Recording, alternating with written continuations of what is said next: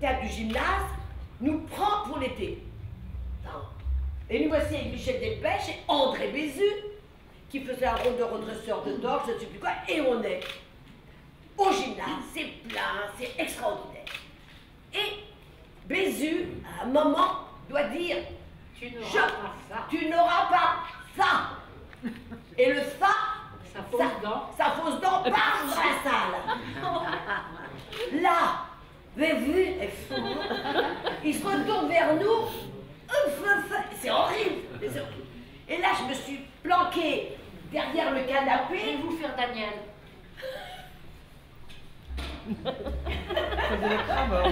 Et au fond du décor, il y avait un bar. Et elle se met derrière le bar.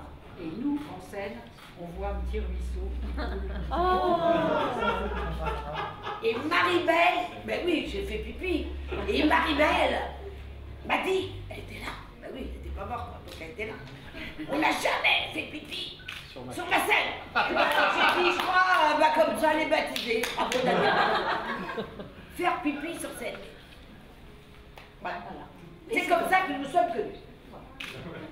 Il y a quelques années. Bravo. Voilà, bravo. Allô, Anna? Non, c'est pas grave, on parle de toi, mais c'est pas grave. Et un jour, j'ai eu tort de dire, parce que je fais souvent Ruquier, vous le savez, et bien un week-end, on fait la fête chez Ruquier, et il avait à ce moment-là sa maison près de Mantes, et je lui dis, à une époque, j'étais amoureuse de la Barrière, qui a une maison à côté. Il était comment? Je dis, adorable. Oui, mais au lit, bien sûr, on l'a bien vu, on rigole. Oh, je lui avais une pointe bique, comme ça, une pointe bique. Moi, je disais que son zizi était si petit que j'ai cité une pointe bique. On a la gueule de bois. Le lundi matin à 8 h, on se retrouve tous à Europe numéro 1. Le salaud. La première chose qu'il me dit, alors, à la Barrière, au lit? Mais alors, Daniel, enfin, il y a du courage. Qu'est-ce que c'est qu'une pointe bique? L'horreur. Donc maintenant, je ne vois plus les week-ends avant d'aller faire l'émission.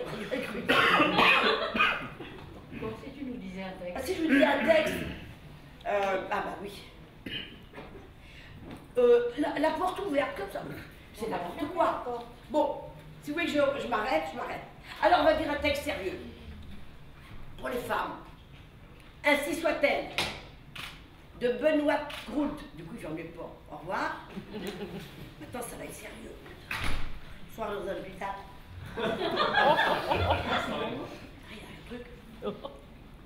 Je sais, dit-elle, je sais que j'aurais mieux fait d'écrire un roman.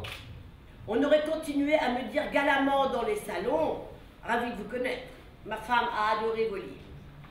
Et j'aurais continué à esquisser un humble sourire de remerciement, résigné au fait que les auteurs à saint ne soient lus que par des lecteurs à saint. Des hommes lisent, bien sûr, mais des livres d'hommes, des livres normaux, quoi. Évidemment, mes livres, à moi, parlent d'amour. C'est un sujet si féminin.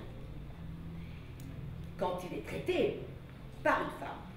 Bien entendu, quand c'est Flaubert qui décrit l'amour, ça devient un sujet humain. Il n'existe pas de sujet masculin pour la raison irréfutable que la littérature masculine, c'est LA littérature. On a trop longtemps pris la parole de l'homme pour la vérité universelle et la plus haute expression de l'intelligence, comme l'organe viril, constituait la plus noble expression de la sexualité. Il faut que les femmes crient aujourd'hui et que les autres femmes et les hommes aient envie d'entendre ce cri, qui n'est pas un cri de haine, à peine un cri de colère, car alors ils devraient se retourner aussi contre elles-mêmes, mais un cri de vie, comme celui du nouveau-né, dans lequel on ne peut s'empêcher d'enclore à chaque fois un nouvel espoir. Il faut enfin guérir d'être femme.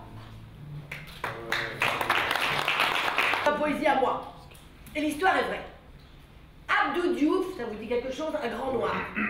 Je vous dirai qu'il y en a beaucoup. Abdou Fiou ou Abdou Diouf? Diouf. Merci, ça c'est ma pensée. Moi. Est invité à l'Élysée.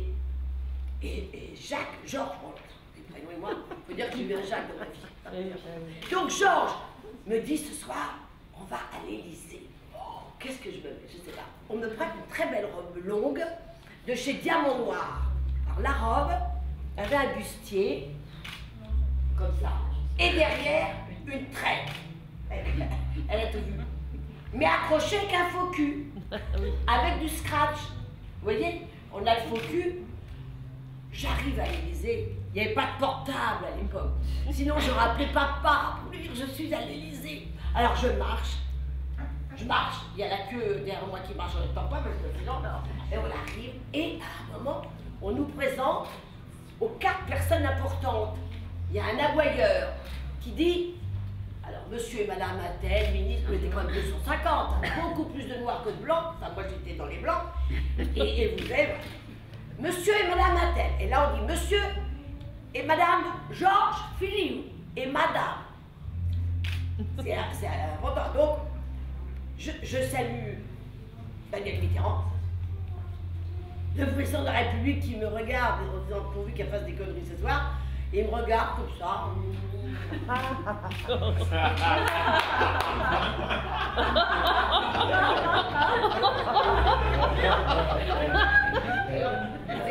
Moi, Catherine, je te fais rire, Catherine.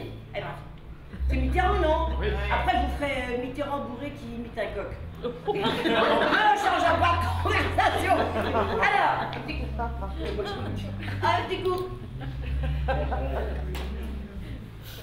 C'est l'histoire. Alors, et là, j'arrive devant le grand noir. Je vous jure, sa tête de mes gosses, que c'est vrai. Et là, il est tellement grand et tellement noir que je suis intimidée. Et je lui dis, jurez. Je lui fais, Majesté. Claudine se souvient parce que mon mari en a ri pendant des années. Et là, je me retrouve devant la petite noire, sa femme. Je dis, qu'est-ce que j'ai fait? Et Georges me dit, mais tu te rends compte? Et là, il y avait Charras, c'était en 84, quoi. Daniel, t'as fait la révérence, me dit, c'est un Wanek. Et dans ma tête, c'était, ta la la la. Oh, Galilée, j'étais complètement embarrée, quoi. C'était pas ça la chanson. Oh, j'avais honte, j'avais vraiment honte. Et là, on nous dit qu'il faut aller s'asseoir. Très bien. Et on me dit que mon numéro est à tel endroit. Et je vois que c'est pas à côté de mon mari. Je suis embêtée. Et puis je dis, bon, ben, on verra bien. Et ce sont des tables en U. Vous savez ce que c'est que des U comme pour les mariages, etc. Et au milieu du U, vous me suivez là toujours? Oui, oui. Alors, on va dire que les 2 jambes du U sont là. Là, c'est le fond du U. Et là, il y a les 4 personnes importantes. Oui. C'est-à-dire qu'il y a Mitterrand, non, il y a Madame Blanche, comment elle s'appelle la Blanche? Madame Daniel Mitterrand, oui, Mitterrand, le grand noir, et puis sa femme noire. Et eux, ils s'ennuient, donc personne devant eux, tandis que nous, dans la jambe. Alors, mon mari était là avec des méchants qui s'appellent Roger Hanin, il est mort, sa femme, les langues, je hais les voyous en politique. Ils étaient là. Pourquoi il est méchant, Roger Hanin?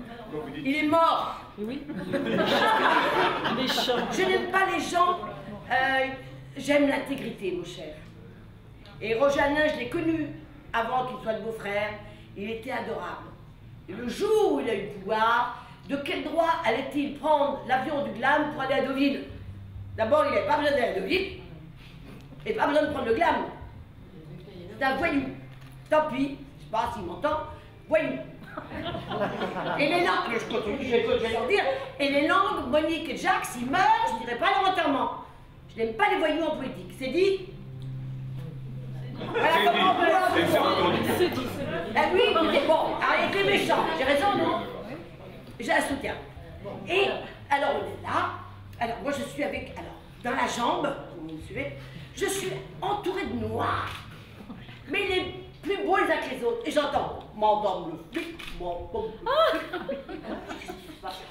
Marie Pervenche était un énorme succès au Sénégal. Ah oui. Alors j'ai dédicacé tous les menus, il faut 20, il faut au moins 30 moums, ces gens-là. Alors je n'arrêtais pas. Et en face de moi, dans la jambe, il y avait un couple de blancs qui me dit Madame, qui êtes-vous? Pourquoi on vous demande un autographe? Je dis parce que je viens de faire un feuilleton qui cartonne, Marie Pervenche. Et je lui dis, vous, qui êtes-vous? Jean-Pierre Chevènement. Il n'avait pas la télé. Et moi, tous mes noirs, parce qu'on rigolait, on s'amusait. Et à la fin, il faut quand même finir le repas. Et on arrive, voilà le moment. Je sors, Georges me dit, viens, viens boire du café. J'aime pas le café. Faut suivre. Alors je le retrouve, Georges, là. Et il me dit, c'était bien, vous avez rigolé. Je dis, oui, c'était très bien, on a bien rigolé. Ben viens. Je dis, je peux pas, chérie. Pourquoi? Je peux pas. Il y a quelqu'un qui est sur ma queue. Et alors, je lui dis, ben, ce matin, j'étais pressée, j'ai pas mis de culotte. Et alors, ben, si je fais un pas, le crash va rester et je vais me retrouver sans culotte. Mais, enfin, en collant, j'avais pas mis de culotte, j'étais pressée. Moi, le matin, je mettais jamais de culotte. Et j'allais me retrouver avec le cul tout nu. Heureusement, devinez qui était ça. Enfin, heureusement. Et là, je peux pas bouger. Je me dis, sinon, je me retrouve à pas. Devinez qui était sur ma queue. Jack Lang. Heureusement, il a soulevé sa patte comme sa jambe et... Voilà, mes histoires à l'Élysée, je la raconterai mieux la prochaine fois. Tu la connaissais, celle-là, comment j'ai failli me trouver le cul blanc. Ouais, c'est un coup blanc, ça. Ah, vous n'avez pas compris? Si, je recommence. Si peu, un peu plus, un tout petit peu, un tant soit peu, plus ou moins, encore un peu. Si tu peux, si tu veux, si tu veux, tu peux. Si tu peux le plus, tu peux le moins, mais pas trop peu. Le trop peu qui manque de peu, il en reste si peu que pas. Ou alors, tout ce qui reste, un peu de toi un peu, beaucoup de toi, à la folie, tout de toi, passionnément, si tu peux, tu veux, si tu veux, je te veux, t'es pas qu'un peu.